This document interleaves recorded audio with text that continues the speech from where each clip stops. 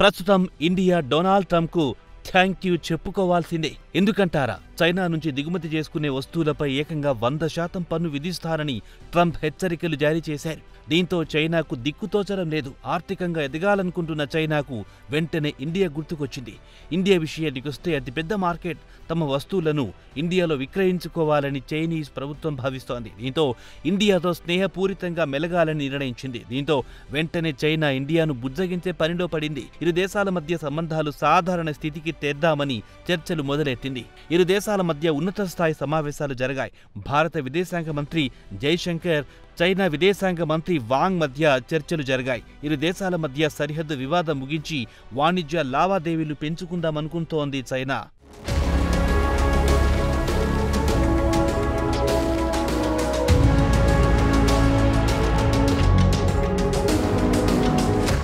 ఇదిలా ఉండగా భారత విదేశాంగ మంత్రి జైశంకర్, చైనా విదేశాంగ మంత్రి వాంగ్లు ఇటీవల రియోలో భేటీ అయ్యారు. బ్రెజిల్లో జరిగిన G20 సదస్సులో పాల్గొన్న వీరిద్దరూ ఒకరితో ఒకరు సమావేశమయ్యారు. ఈ సమావేశంలో పలు కీలక అంశాల గురించి చర్చించుకున్నారు. వాటిలో ప్రధానంగా కైలాస్ మానస సరోవర్ను తిరిగి ప్రారంభించాలనేది ఒకటి. ఇండియా నుంచి మానస సరోవర్కు పెద్ద ఎత్తున తీర్థయాత్రకు వెళ్తున్నారు. దాన్ని తెరుద్దామని వాంగ్ కూడా అంగీకరించారు. ఇక రెండో అంశం ఏమిటంటే సరిహద్దుల్లో ఉన్న నదీ జలాల డేటాను పంచుకుందామనుకున్నారు. దీంతో పాటు ఇండియా చైనా మధ్య మళ్లీ డైరెక్ట్ ఫ్లైట్స్ నడుపుతామని ముందుకొచ్చారు చైనా విదేశాంగ మంత్రి వాంగ్. అలాగే మీడియా ఎక్స్చేంజ్ గురించి కూడా ప్రస్తావించారు. అయితే ఇరు దేశాల మధ్య సరిహద్దు వద్ద కాస్త ఉద్రిక్త పరిస్థితులున్నా మిగిలిన అంశాల విషయానికొస్తే అన్నీ సవ్యంగానే ఉన్నాయి.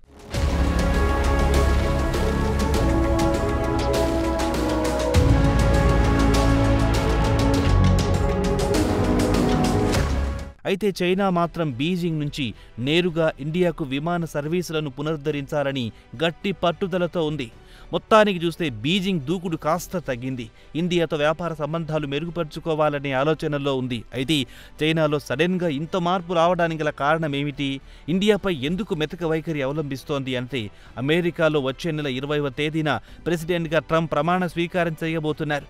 తన ఎన్నికల ప్రచారంలో తాను అధికారంలోకి వస్తే చైనా నుంచి దిగుమతి చేసుకునే వస్తువులపై అత్యధికంగా 60% వరకు బాదుతానని హెచ్చరించాడు. దీంతో చైనాలో వణుకు మొదలయ్యింది. అదే సమయంలో అమెరికాతో ఎందుకు వచ్చిందిలే అనుకున్న జిన్పింగ్ ప్రత్యామ్నాయం గురించి ఆలోచించి చివరికి ఇండియా వైపు మొగ్గు చూపారు.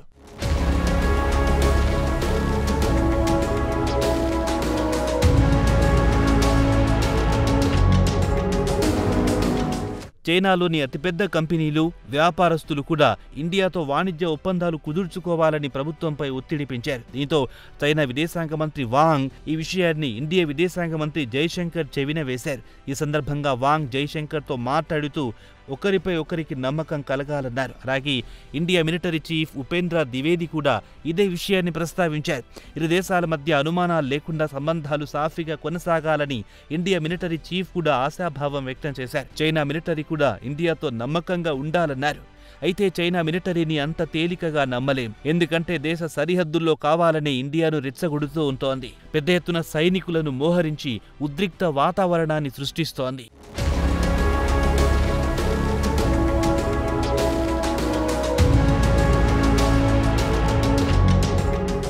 అయితే చైనాతో ఇండియా వ్యాపార సంబంధాలు మెరుగుపరుచుకోవడానికి సరిహద్దులో సైనికులను ఉపసంహరించాల్సి ఉంటుంది. చైనా సరిహద్దులో భారీ ఎత్తున మోహరించిన సైనికులను చైనా పూర్తిగా ఉపసంహరించాలి.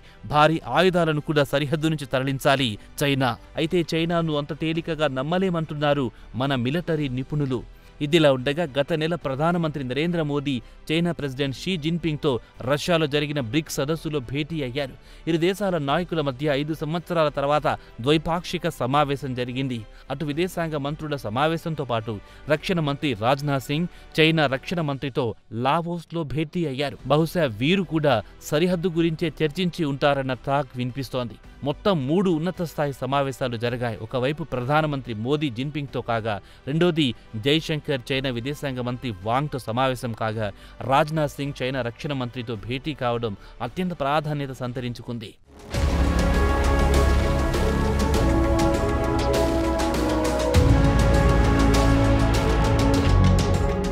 ఇక చైనా విషయానికొస్తే ఇండియాకు పక్కలో బల్లెంలా తయారయ్యింది. చైనాకు పొరుగున ఉన్న పాకిస్తాన్, బంగ్లాదేశ్తో కలిసి ఇండియాపై కుట్ర పన్నుతుంటోంది. ప్రస్తుతం అమెరికాలో తన వ్యాపారం గణనీయంగా తగ్గుతుందని తెలుసుకున్న జిన్పింగ్ ఇక ఇండియాతో సంబంధాలు మెరుగుపరుచుకోవాలని, తన వ్యాపారాన్ని పెంచుకోవాలని చూస్తున్నాడు. దీనికి కారణాలు కూడా లేకపోలేదు. చైనా ఆర్థిక వ్యవస్థ గత కొన్ని సంవత్సరాలుగా గణనీయంగా దెబ్బతినింది. 2020లో కోవిడ్ దెబ్బకు దేశ ఆర్థిక వ్యవస్థ కుదేలయ్యింది. యావత్ ప్రపంచం కోవిడ్ నుంచి కోలుకున్నా చైనా మాత్రం కోలుకోలేకపోయింది. పెద్ద పెద్ద నగరాల్లో కోవిడ్ ముగిసిన తర్వాత కొన్ని నెలల పాటు లాక్డౌన్లో మగ్గాల్సి వచ్చింది. దాని ప్రభావం దేశ ఆర్థిక వ్యవస్థపై పడింది. బ్యాంకులు దివాలా తీశాయి. రియల్ ఎస్టేట్ ఘోరంగా దెబ్బతింది. ఆర్థిక వ్యవస్థను తిరిగి పట్టాలపై తేవాలంటే ఇండియానే దిక్కయ్యింది. మరి ఇప్పటికైనా డ్రాగన్ బుద్ధి తెచ్చుకుని ఇండియాతో సంబంధాలు మెరుగుపరుచుకుంటుందా, లేక తన వక్రబుద్ధి మళ్లీ ప్రదర్శిస్తుందా? వేచి చూడాల్సిందే.